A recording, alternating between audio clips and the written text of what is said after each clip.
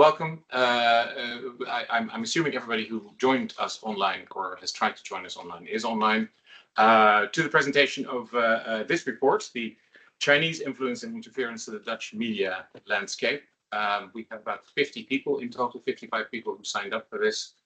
Half of them are here in this room in the Wijngaardgebouw of Leiden University, and the rest has joined us online for this presentation.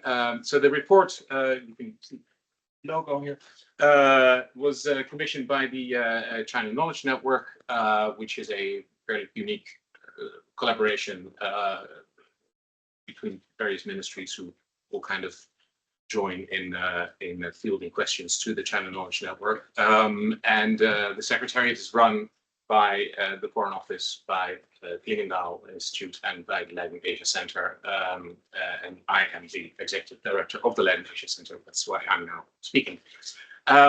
So this report was actually it was done under, let's say, the flag of the China Knowledge Network, but the direct the initiative was taken by Brekelmans, the Tweede Kamermotie Brekelmans, in response to an incident. Anyway, then the research started, and it was done by Ardi Bouwers, who will start the presentation in a minute. Perhaps. Sorry. And Ardi Bouwers is a sinologist. She's the founder and owner of China Circle and is an expert on Chinese communication and culture. And as it happens, is also a former journalist and recently returned from China. So interesting. And then her partner in crime is Susanne Kamerling, who's also joining us. She's an associate fellow of the Institute of Security and Global Affairs here at Leiden University, and an associate fellow of the Leiden Asia Center. Her focus is mainly on China and India's foreign security policy, and focuses on EU-Asia relations and the geopolitical dynamic in the Indo-Pacific, and as well is a member of the AIV, the Advisory Council on International Relations, something like that. No, I'm part of the staff, but it's part of the staff. So they are the main researchers. They had a research assistant, Koen van der Lang, who was working at the center at the time. Let me just briefly give an outline of today's meeting. So after I finish talking, I will ask Ardi and Susanne to take the floor. For roughly 40 minutes, they will shine light on this topic. And after that, there is half an hour to 40 minutes for the Q&A. So I'm hoping there will be lots of questions, and I can imagine there are, because it's a very important topic, but also a very relevant topic, I think, to know more about China's attempts to influence the Dutch media landscape, both correspondence to China and the Dutch Chinese language media landscape.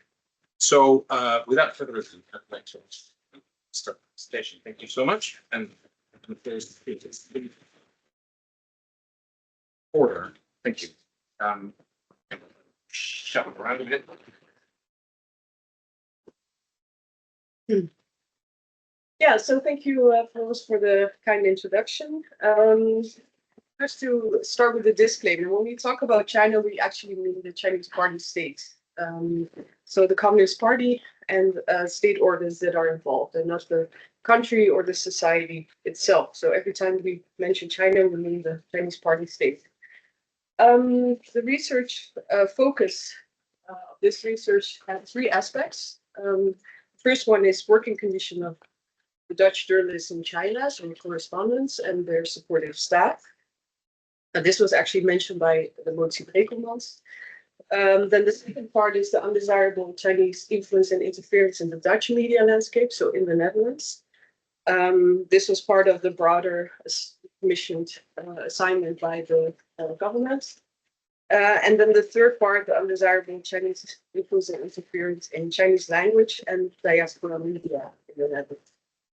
This is something that we also found very important, because if we focus on that aspect, you also see different types of incidents that are important to look into. About the methodology. So the first aspect the first aspect of working conditions of Dutch journalists and correspondents in China. We did a survey among former correspondents in China of the past 20 years and their supportive staff. We sent it out to about 26 people and 19 of them responded. So it's quite a high number. Then the second part, or the second aspect, so we did interviews, and we started interviews among journalists and news editors, as well as chief editors and the foreign desks in the Netherlands.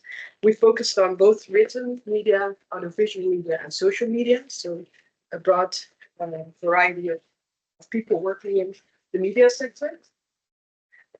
We did 11 of those. Then we did, for the third aspect, the diaspora media and the Chinese language media. We did 12 interviews with key people, key persons and journalists in the China-related diaspora community and Chinese language media, including a few state media outlets. 12 of those, and then we did context interviews with the Dutch Association for Journalists, NPA, Persveilig, Amnesty International, Free Press Unlimited, and the Institute for War and Peace Reporting. For most people we spoke to, anonymity was very important. They stressed that. So to make it easier, we anonymized both the survey, the correspondence. For them, it was obviously even more important. But also the people in the Netherlands, which is quite striking that most of them asked for anonymity to speak to us. So to make it easier, we anonymized all the interviews. To start out with sort of setting the scene, the context, before we dive into the Dutch media landscape. It's important that all these influence and interference activities in the media sector are part of the broader hybrid conflict, hybrid threat concept, including OBI, which is called in Dutch, it's ongewenste buitenlandse inmenging, or undesirable foreign interference. So this is focused mostly on the media sector, but it's part of the hybrid conflict threat. So various influence and interference tactics with strategic intent in the gray zone between war and peace. So this is the broader landscape, so to say. Then a concept that recently came up, which was coined by the European Union, the External Action Service, is FIMI, for information manipulation interference. This is mostly focused on the information environment, as well as undermining democratic societies. And then we have transnational repression, which can be part of FIMI, but not necessarily, and it has a broader objective. So it's against the opposition of the Communist Party abroad, against dissidents, mostly anti-dissidents and diaspora. In FIMI, China is actually a relatively new actor, mostly since COVID it came up as an actor. In transnational repression, China is the most advanced actor. Okay? And in hybrid conflict, it is one of the main actors next to Russia, North Korea, Iran, and others. And CNR, you can translate it also to non-armed politics, more or less. So why does China actually engage in these type of activities? The party's state objectives are, the discourse power concept is really central to this. So discourse power as a concept came up under the former Chinese president Hu Jintao, and he also initiated a global campaign for the Chinese media. However, Xi Jinping really made it into a dominant concept, and it was also adopted at the 18th Party Congress in 2012 as a leading objective. So this is really central to all the endeavors, especially in the media sector, but also a lot broader than that. Then we have the three warfares or three tactics doctrine. This is sort of these are the instruments through which this influence, the discourse power is trying to be attained.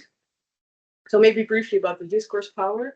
It's actually the idea that China should, or actually the Communist Party should control the narrative worldwide about China.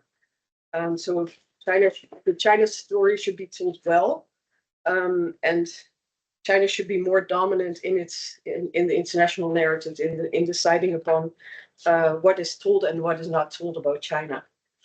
The three warfares then focuses on public opinion warfare. This is the first, psychological warfare second, and legal warfare and lawfare.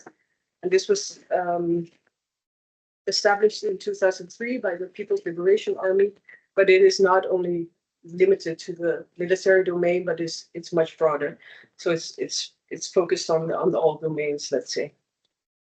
And then you have the United Front, which is part of the Communist Party, which is initiated by Mao in 1938, actually inspired by Lenin, and nowadays it means that United Front, as a part of the Communist Party, tries to mobilize friends to target enemies. So it aims to target domestically and internationally people that can be friends of the Communist Party and the Communist Party objectives and interests.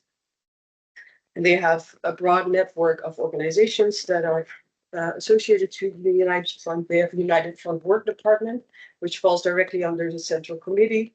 And there's a small leading group under Xi Jinping as well that focuses on this. And these are instruments that are used to sort of for international public opinion management. So this is the Communist Party, but there are also states, organs, obviously, that are involved in influence and interference activities, such as the Ministry of State Security, Ministry of Public Security, People's Liberation Army, and many more. I can't name all of them. But this is more like the context of why this is happening or why China engages in these type of activities. Then setting the scene. This is something that is worldwide. So Freedom House has done an elaborate research on China's influence in the media, specifically in 30 countries between 2019 and 2022. And this is also from this report from Freedom House. And they looked at all the incidents that occurred, and they said, like, these are the most commonly used tactics that they came across.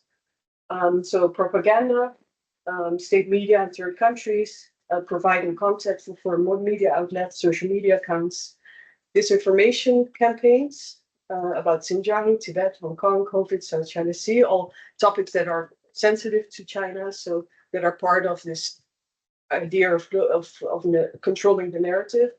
These are really the topics that are focused on. Then censorship, obviously, intimidating journalists, media organizations, blocking websites, harassing foreign correspondents. So this is really what we'll go into, we'll go into later on. Cyber attacks, online trolls, smear campaigns, also against individuals. This is something that occurs in several countries, also in Europe. Content distribution, local communications infrastructure. This is something that, for example, is very elaborate in Sub-Saharan Africa.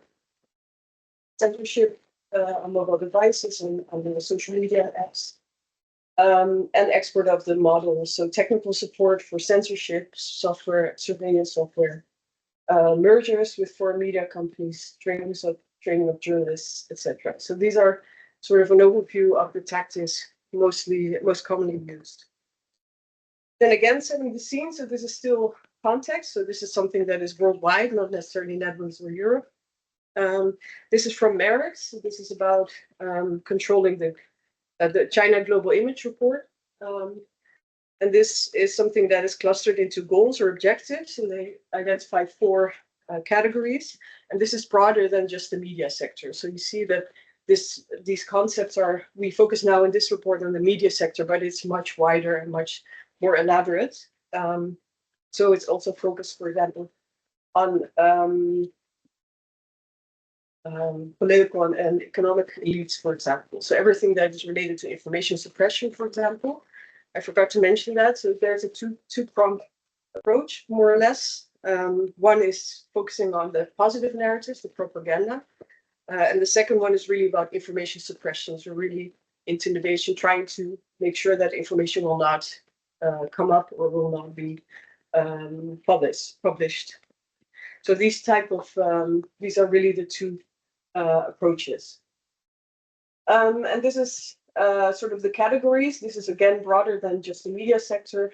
The first one is improve and correct, with the goal of correcting China's image abroad and align it better with official party narratives. So propaganda and disinformation are part of that, disrupting public debate as well. Then the second one is mobilize, support, and strengthen. This can be something that could also be broader than just the media sector. It's also a focus on citizens, diaspora, or political and economic elites, and businesses, for example. Erase and deter, so removing unwanted content, from voices from national and international debates. So threats and intimidation, but also economic coercion, diplomatic pressure, political pressure, and legislation. This is the third one of the three warfare doctrines, so lawfare, using legal instruments to make sure that information is suppressed. There are also examples in Europe. For example, a French researcher that was sued by Huawei, for example, about a publication. There's a recent example in Denmark as well. So using lawfare, the international laws. But this is also something that comes from China itself. So Chinese legislation with extraterritorial effects can also be, we'll go into that later a bit more. And then crop and filter, so filtering and cropping critical voices and non-CCP approved information from China. So denying access to the country, to sources or government information and communication platforms, which is also something that recently is expanded. So it becomes difficult, for example, to access certain databases in China itself, also for foreigners, but also for in China itself. Yeah, so this was more or less the context worldwide again. And now we focus on the three aspects of Dutch media.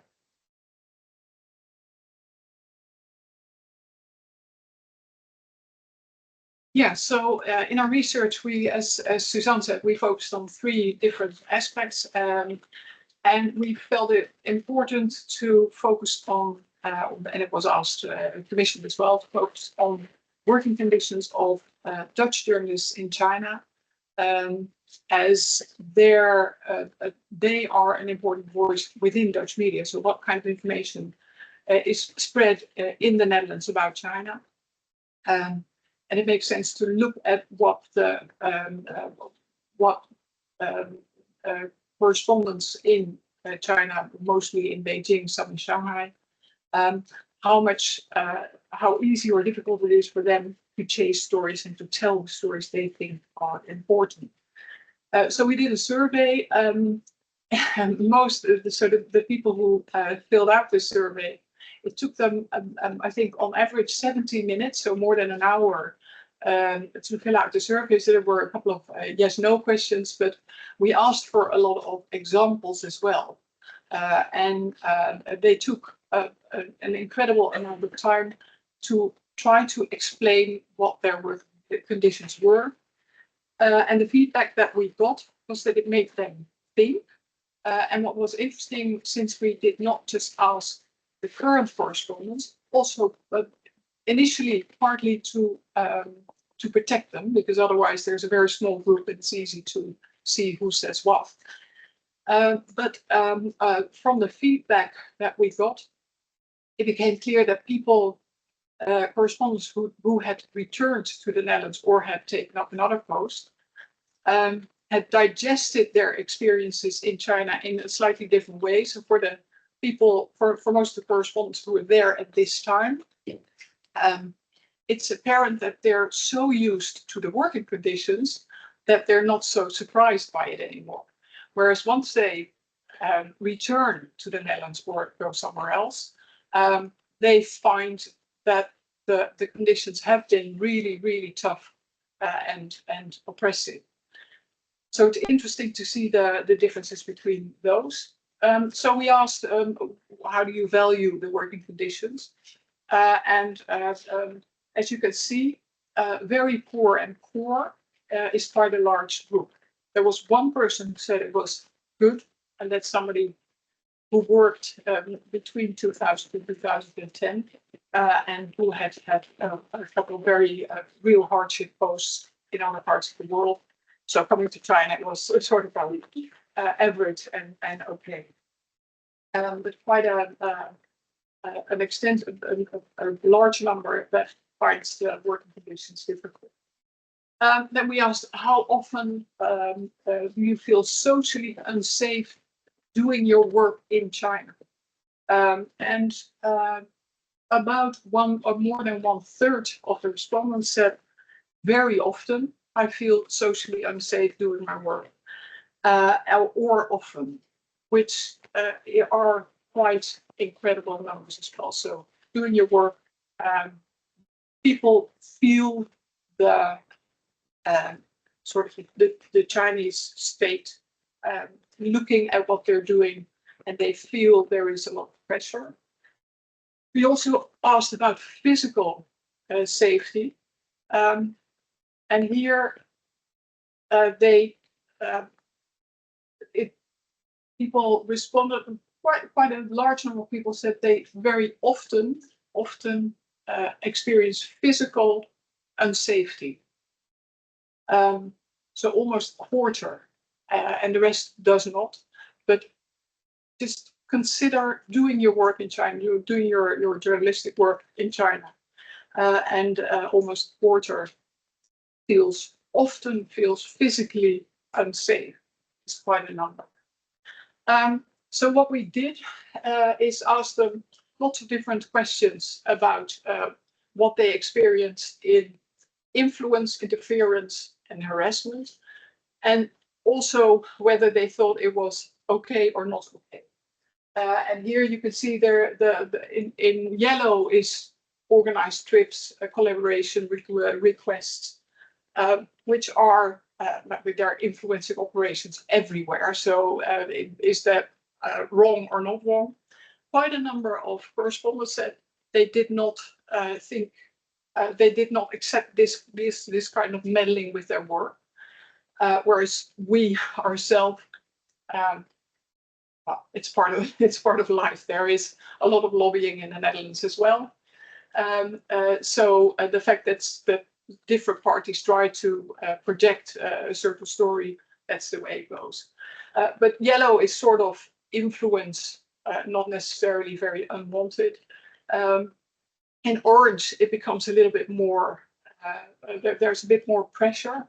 So authorities trying to discourage or block news gathering on sensitive topics, disinformation about you as a journalist, travel restrictions, social media trolling, and pressure through visa and getting your work permit, where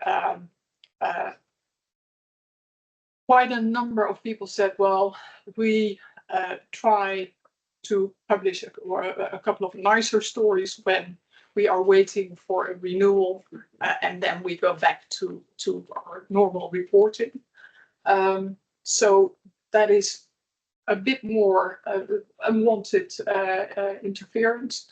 Then the next category is harassment, which is being followed, shadowed during your work, but also unknown people entering your hotel room and or your home, which feels quite threatening, of course. Intimidation of support staff. So there's a Dutch correspondent who is more or less protected by being a foreigner. The local staff is much less protected and a bit of a worry. And in the intimidation of sources, it becomes, and over the years, this has become much more difficult. So where maybe around early 2000s, people were more or less open to tell about their experiences. In the past couple of years, it has become really, really hard to get people to talk because of all sorts of intimidation tactics. And then a bit brighter red category involves more physical harassment, detention. Quite a few correspondents have experienced detention themselves.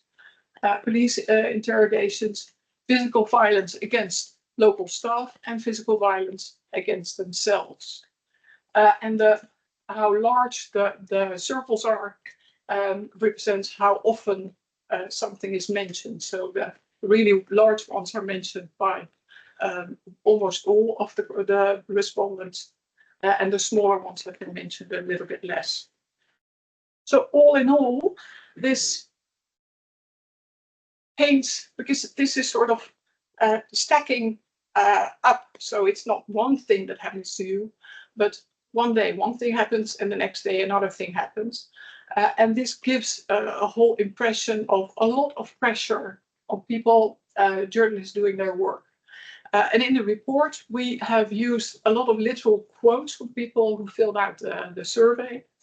And I must say, I have quite a long career in journalism. I've been active in journalism for about 4 years before starting to do other things.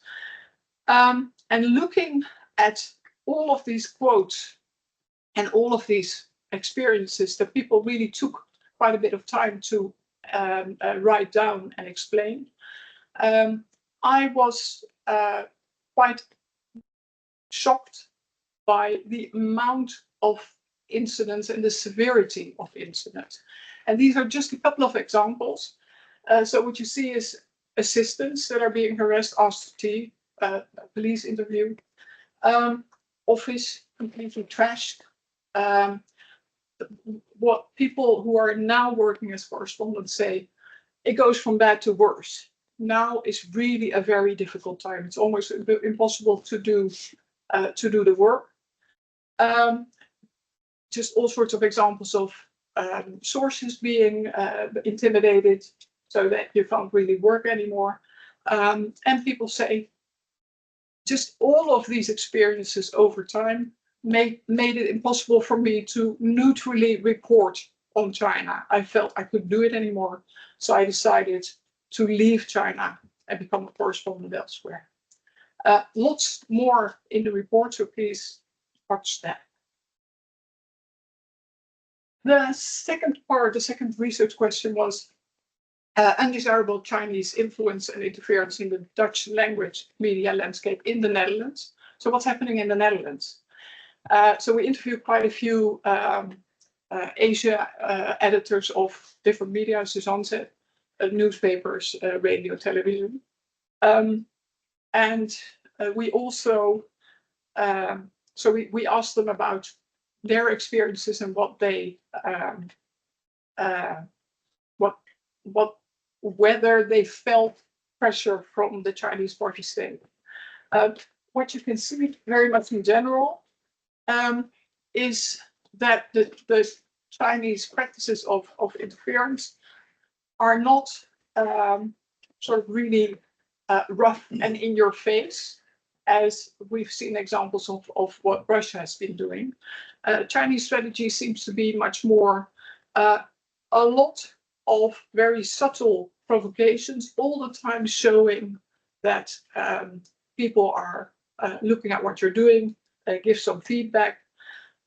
And talking on the basis of all these conversations that we had, one of our conclusions is that people who do not know China very well, who do not know the system very well, usually don't even notice. So they say, no, I never had any experience. Nobody ever tried to pressure me. Nobody tried to influence me. Whereas people who do have a lot of influence with the system do notice all of these small, in Dutch you call it speldenprikken, sort of pinpricks. And if there are a lot of them, they begin to hurt. So what you see, and that was one of the things that was mentioned in one of the interviews as well. One of the responses of many people who deal with China in the Netherlands is sort of the Dutch down-to-earthness, saying, well, nothing really is going on. So there really are two responses. One is people who say, I don't really care. And one of the examples is these comments that are published by the Chinese embassy on specific media productions, by newspapers, by television programs such as Nieuwsuur. Some people say, well, doesn't matter, I'm not influenced by that. Whereas some others say, I do feel a bit intimidated by it. So this is not really gross interference, but it is something that has an effect in the Netherlands. China offers lots of video content through normal feeds by Xinhua and CCTV. And of course, that can be used, and it can be used, but it's important to know what the origin is in order to know whether the information is biased or not biased. Some of the tactics that you see in the Netherlands were mentioned in the general overview by Susanne. Flooding the zone, offering a lot of positive stories, drowning out unwelcome report, disinformation, creating doubt, spamming flies. There's one example of impersonating a Dutch cartoonist by a Chinese account. The Dutch cartoonist himself didn't know, but that gives the impression that this Dutch international cartoonist is very much in favor of the Chinese way of looking at things. So there were China positive cartoons in his name. What you see also in the Netherlands is that some sources from some groups feel intimidated. So that's not just happening in China, it's also happening in the Netherlands. And what we've seen are some fake escort ads in the name of a person who was intimidated, of course, by that. We've seen that with Chinese students in the Netherlands, and we've seen it in different European contexts, fake hotel bookings. And what Free Press Unlimited says is that in a lot of these operations, specifically women are targeted. So that is an extra point of concern. I think the most extreme example that we came across was a death threat to a Xinjiang whistleblower in the Netherlands. Somebody, she got the message. We know there is a Kliko, there is a garbage bin next to your house, and maybe you'll end up there, which is quite extreme. In all of this, it proves very, very difficult to attribute the source of the harassment.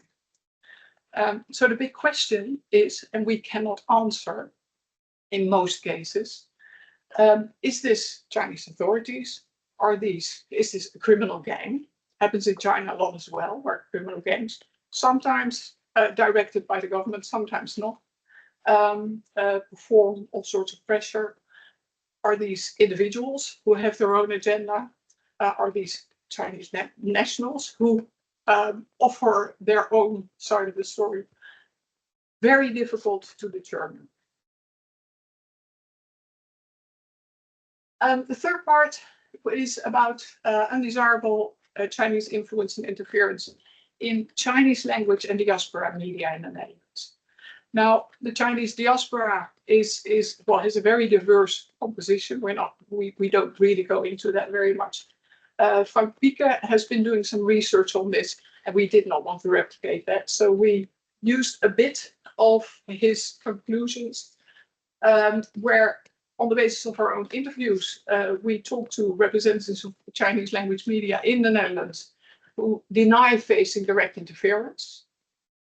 But at the same time, it is clear that they are going to big conferences on overseas Chinese media in Beijing. They're being invited for that. Is that interference or not? They say no. Maybe their actions show something else. What Frank Pieke says about the Chinese diaspora, almost all first-generation migrants tell us that they themselves are cautious about expressing their opinions. And especially, of course, about well-known sensitive issues. And he says self-surveillance is reminiscent of contemporary China itself. And that is something that has come up quite a bit in the interviews we've been doing. People in the Netherlands feel that they are being watched and feel that they need to not express their opinions in certain on certain podiums. So we thought it was important to talk to different people in the China-related diaspora as well, human rights activists, LGBT, Uyghurs, Tibetans, Hong Kongers, Falun Gong. And what comes out of all of these interviews is that they face daily pressure in the Netherlands or threats from the Chinese Party state. So this is not what's happening in China, this is what's happening in the Netherlands. So what you can see is that all sorts of tactics that are common in China itself, where for the news assistance, for instance, of the correspondence, there's the pressure put on family. That is happening with China-related diaspora groups in the Netherlands also. And what you can see is that there is a worrying climate of mistrust among all of these groups. And that has to do with the fact that sometimes intimidation occurs from within the group itself. So from within an Uyghur group or within human rights activist groups. So nobody knows in the Netherlands whether they can trust the people they work with. And I think, well, we think it's important to note that, that this is happening in the Netherlands. And it also underlines that it's important to first understand what's happening in China, because a lot of the tactics that are being applied in China are also visible, especially among those groups in the Netherlands. Yeah, so to sort of wrap these up, these three aspects, we made an overview of Chinese tactics that we have come across in the Netherlands and in the European context. These are the six categories, let's sort of say. In the report, we give a few examples per category. So again, this yellow is you can say maybe more influence and interference, and then the orange and the red ones are really bordering on interference. So interference meaning bordering on things being illegal or crossing what is legal in the Netherlands. And again, like Ardi said, living outside of China is becoming more like living inside of China. Many of these tactics are used and tested in China, and at least some of them are now also transnationally applied.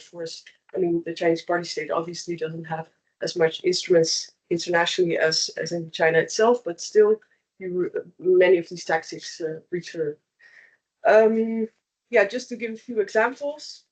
So for propaganda and disinformation, which we also came across in the Netherlands, is flooding the zone, like we said. So if there's a UN report, for example, on Xinjiang coming out, you see that the social media platforms are flooded with positive narratives. So when you Google, you just come across the Chinese Party narratives and not this critical report. So this is really drowning out critical reporting by flooding the zone with positive propaganda and disinformation.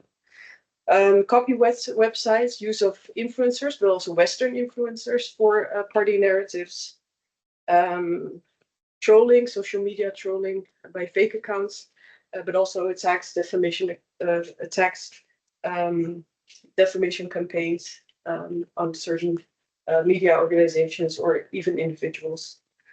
Deals with local media organizations. So, for example, AP and Reuters have a deal with CKN, which is information that also comes to Dutch media editing rooms. For example, NOS decided recently to put all this information in a separate folder, so that they're sure that it's not necessarily used unconsciously or by inexperienced editors. Expansion of Chinese state media. So, for example, the funding of Chinese language media or European media fora. There was one in July in The Hague that was sponsored by the Chinese embassy, where all the Chinese state media in the Netherlands was also present, again, with European counterparts. Then diplomatic pressure. So we've seen incidences, especially in Europe, in other European countries as well, where journalists are threatened to withdraw publication, for example, and if they don't do that, they will face repercussions for bilateral relations or economic interests. Censorship. So yeah, we've talked about that elaborately. So intimidation of journalists, intimidation of sources, threatening of sources for media productions, and then deception or obstruction. So cyber infiltration. Also to sources, identity fraud, for example, and defamation campaigns. Again, a lot of them are focused against women specifically. Yeah, so to wrap up, again, please read the report. It's much more elaborate and there's much more in there than we've been able to discuss now. But based on that, we've come to a certain recommendation based on the research. And this is just a selection. Again, at the end of the report, there are a lot more recommendations, but we've made a selection. So for the Dutch government, it's really important to send out really strong diplomatic messages after incidences surrounding Dutch correspondents, Chinese staff, journalists, but also groups in the Netherlands that are vulnerable to intimidation. This is really important that this is publicly done resolutely, and also to sort of give these groups and individuals visibility so that they feel that they're supported and protected by the Dutch government. Actively contributing to combating this disinformation by the campaigns, not only by China, but also by other authoritarian regimes that aim to polarize and exploit vulnerabilities in our society and in our political and democratic system. There is, of course, a disinformation strategy already, but I think can be more elaborate, aiming at specific threat actors like China, but also Russia, and seeing what is the strategy, what are the tactics, and being more focused on that, because it's different for China than for other actors. Act transnationally, so learn from other countries that also experience a lot more of this. So in Europe, it's relatively, we find it concerning, but it's relatively less than in certain countries in Asia, for example. Exchange with other European countries. Act transnationally also in these regulating digital services. Digital platforms, media pluralism, independence of media, and do that within a European context as well. Yeah, and then some recommendations for Dutch media. Again, we made a selection. There are quite a few more in the report. One thing that really came out of our talks and the survey of correspondents is we are out there. We're usually freelancers. If we do stories that we think are important, but the Chinese authorities do not appreciate what we're doing, we can get kicked out of the country. And it's our risk. It's not the risk of the media organization. So job security is really important for high quality journalism, is one of our findings. So make sure that people feel, journalists who operate in China, feel at ease doing difficult stories. And if push comes to shove and they are being expelled, it's good if they can take up a job at the media organization itself until doing something else. So that's one. Mental health. If you go through all of the literal quotes that we have from different correspondents, there really is an enormous pressure on people who work in China at this time, and this has increased since 2000, since the year 2000. So make sure as a media organization that you support your people out in the field. Usually the local Chinese staff gets a lot of attention from the journalists and correspondents themselves, but not so much from media organizations in the Netherlands. And they are, and that's what all of the correspondents say, they are the most exposed. They are living in China, and they do a lot of work facilitating journalistic practices, and they are at very high risk. So make sure that the media organization in the Netherlands also takes some responsibility for them. Much more broadly, Susanne said it as well, this is not just about China. This is much broader. This is a transnational repression. China is one of the most important actors, but Russia and some other actors come to mind as well. With our Dutch nuchterheid, our down-to-earth focus, we tend to underestimate the threat. And it would be advisable to structurally discuss transnational repression and intimidation so that more people in different media organizations become aware of it and know how to work with it. Also very important as a way to support staff working in China and in Russia as well. And last but not least, there is not very much structural knowledge, China knowledge of different journalistic organizations. Most of the knowledge is in the hands of the correspondents. And what you see is that if there is somebody in the Netherlands, in the home base, who also knows a lot, then that offers a lot of support, but also better stories, better journalism. Then we have a couple of general recommendations.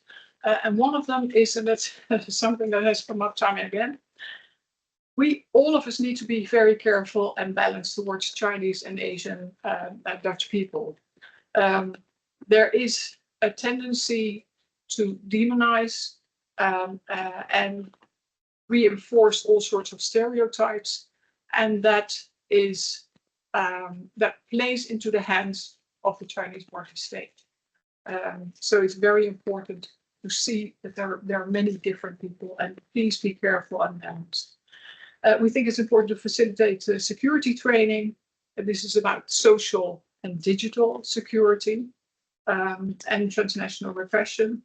We think it's important. There is an organization called Persveilig, Press Safety. They have a hotline and they focus on physical safety.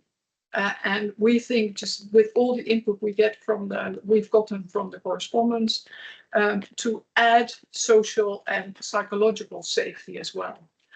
So it's the physical safety is easy to see. I mean, this is also about war reporting, and lots of people understand the hazards there, so you can get training in that respect. But the enormous pressure that some correspondents are under, it makes sense to expand the support there. And one suggestion, another suggestion is, it would be good to create a hub for independent Chinese and China-related diaspora media. There is such a hub for Russian diaspora media. In Amsterdam, they get funding from different organizations, also some journalistic organizations, and I think also from the municipality. It would help the China-related diaspora media a lot if there would be something similar for Chinese for a Chinese version. That's what we wanted to tell you. Thank you very much. Thank you very much. Yes, it was recommended a couple of times already during your presentation, but read it. It's apart from very interesting, also very well written, which I hope it's really. It's a page turner, so to say.